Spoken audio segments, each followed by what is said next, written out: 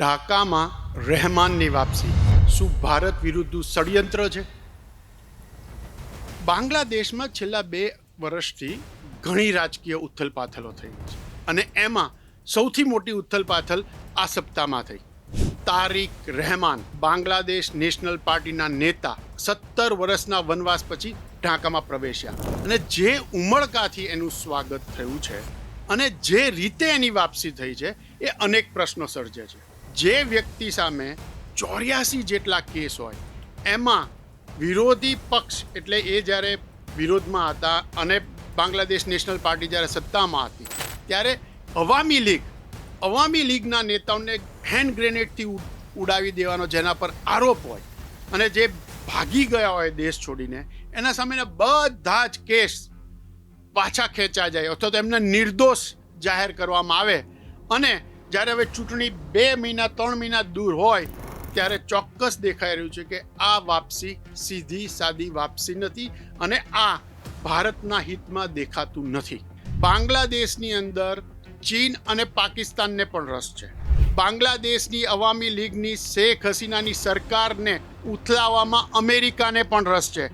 પણ ભારત જે દક્ષિણ એશિયાનું સૌથી મોટું રાષ્ટ્ર છે જેના પડોશી બાંગ્લાદેશમાં રાજકીય શાંતિ અને સ્થિરતા સવાઈ રહે એ અતિ અગત્યનું છે અને ભારતના સ્ટ્રેટેજિકલ ઇન્ટરેસ્ટ માટે બાંગ્લાદેશમાં ભારત તરફી પક્ષ સત્તામાં હોવો ખૂબ જરૂરી છે.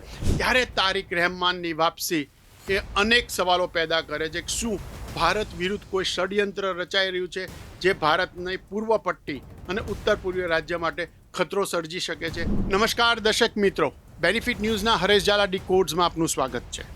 બાંગ્લાદેશ નેશનલ પાર્ટી બાંગ્લાદેશના ભૂતપૂર્વ વડાપ્રધાન ખાલિદા જિયાના પુત્ર રહેમાન એ 17 વર્ષ પછી ફરી ઢાકામાં પગ મૂક્યા અને એ બી જ્યારે ચૂંટણીના ગણતરીના મહિના બાકી છે ત્યારે.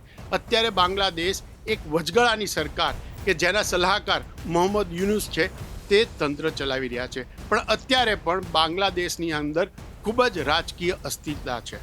સવાલ એ થાય કે જે રહેમાન 17 વર્ષથી બાંગ્લાદેશથી ભાગીને લંડનમાં છુપાયા હતા એ અચાનક કેવી રીતે બાંગ્લાદેશમાં આવે છે પાછા અને એની સામેના તમામ કેસ છેલ્લા થોડા મહિનામાં સમજી લો કે 6-7 મહિનામાં કાં તો એ વિડ્રો થાય છે અથવા તો એ કેસમાં નિર્દોષ છૂટી જાય છે અને ગંભીર કેસ હતા બધા.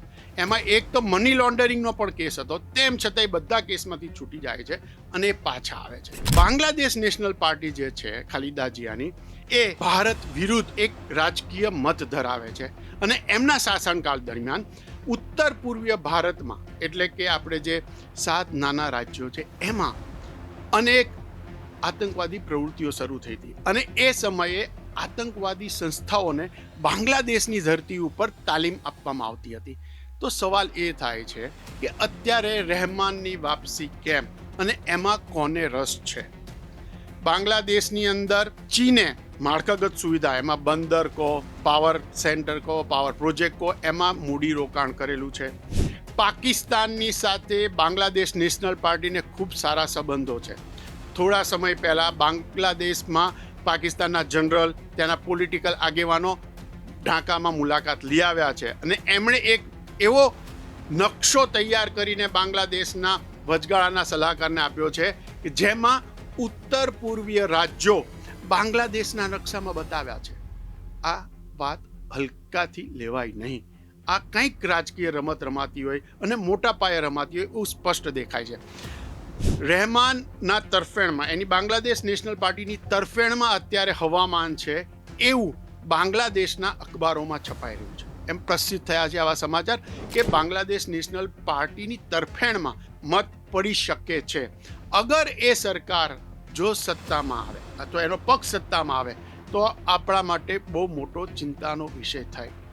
ઢાકામાં પગ મૂક્યા પછી પહેલી વખત બાંગ્લાદેશીઓને સંબોધતા રહેમાને વાત તો બધી ડાઈ કરી છે કે આપણે લોકશાહી ઢબે દેશ ચલાવવો છે, આપણા દેશમાં લોકશાહી પ્રસ્થાપિત થાય એ માટે હું કોશિશ કરીશ અને સર્વધર્મના નાગરિકો માટે બાંગ્લાદેશ બની રહે એની કોશિશ અને એ માટે એ માને છે, એમનો મત છે એવું એ માનતા હતા અને કહે છે. સવાલ એ છે કે જ્યારે અવામી લીગ ભારત તરફેણમાં સરકાર ચલાવતું હતું અને એના કારણે ઉત્તર પૂર્વીય રાજ્યોમાં શાંતિ સ્થપાઈ હતી, તો એ સરકાર એને ઉથલાવવા માટે જે વિદ્યાર્થી આંદોલનો થયા, તો એની પાછળ કહેવાય છે કે અમેરિકાનો હાથ હતો. તો સવાલ એ છે કે અમેરિકાને બાંગ્લાદેશમાં એક સરકારને ઉથલાવવામાં શું રસ હતો? મોહમ્મદ યુનુસ, જે અત્યારે વચગાળાના સલાહકાર છે, એના માટે એવું કહેવાય છે કે એની નિમણૂકમાં પેન્ટાગોન અને સીઆઈએને રસ હતો.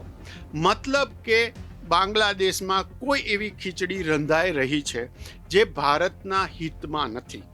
હવેના સમયમાં ભારતે ખૂબ જ ગણતરીપૂર્વક એની સ્ટ્રેટેજિક નીતિઓ, પડોશી દેશો સાથેની એની નીતિઓ ઘડવી પડશે, ખાસ કરીને બાંગ્લાદેશને ધ્યાનમાં રાખીને કે કોઈ પણ સંજોગોમાં બાંગ્લાદેશ અને પાકિસ્તાન એક ધરી પર ના આવે, બાંગ્લાદેશ, પાકિસ્તાન અને ચીન એક ધરી પર ના આવે, જેથી ભારતનું અસ્તિત્વ જ નહીં, ભારતનું સમગ્ર દક્ષિણ એશિયામાં એનું રાજકીય વજન ટકી રહે.